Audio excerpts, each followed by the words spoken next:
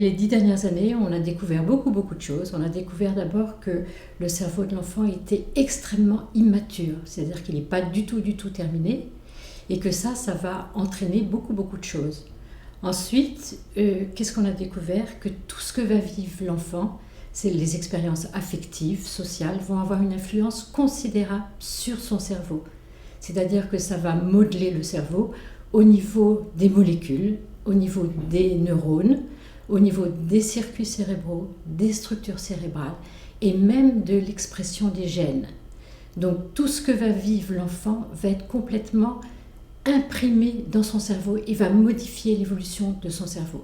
Alors on sait que le cerveau est plastique, ça veut dire qu'il se modifie toute la vie, mais beaucoup plus chez l'enfant.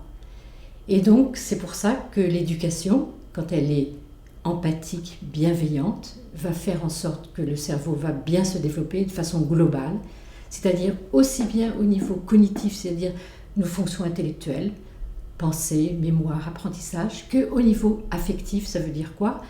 Nos capacités relationnelles, nos émotions, nos sentiments. L'éducation agit directement sur les structures cérébrales, mais l'éducation agit aussi par le biais de la modification de l'expression des gènes. Ça, c'est Michael Minet qui a montré ça, ce Canadien.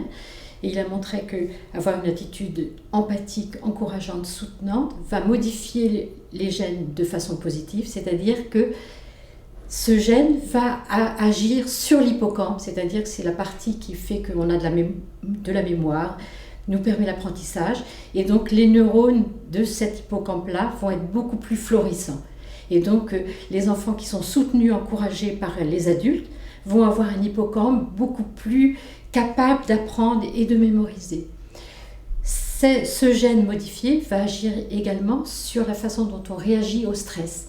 Donc plus un enfant a été élevé en étant soutenu, encouragé, plus il va pouvoir réagir positivement vis-à-vis du stress. On sait que le stress est extrêmement délétère pour un cerveau fragile et immature.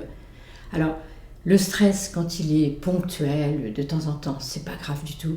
Mais quand il va se répéter, qu'il va être quotidien ou extrêmement important, ça peut détruire des neurones dans le cerveau de l'enfant, dans des structures cérébrales particulièrement importantes pour l'enfant.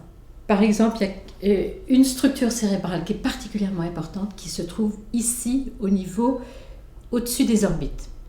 C'est une structure qui nous permet d'être empathique, de savoir aimer, d'avoir un sens moral, de savoir prendre des décisions, de savoir réguler nos émotions.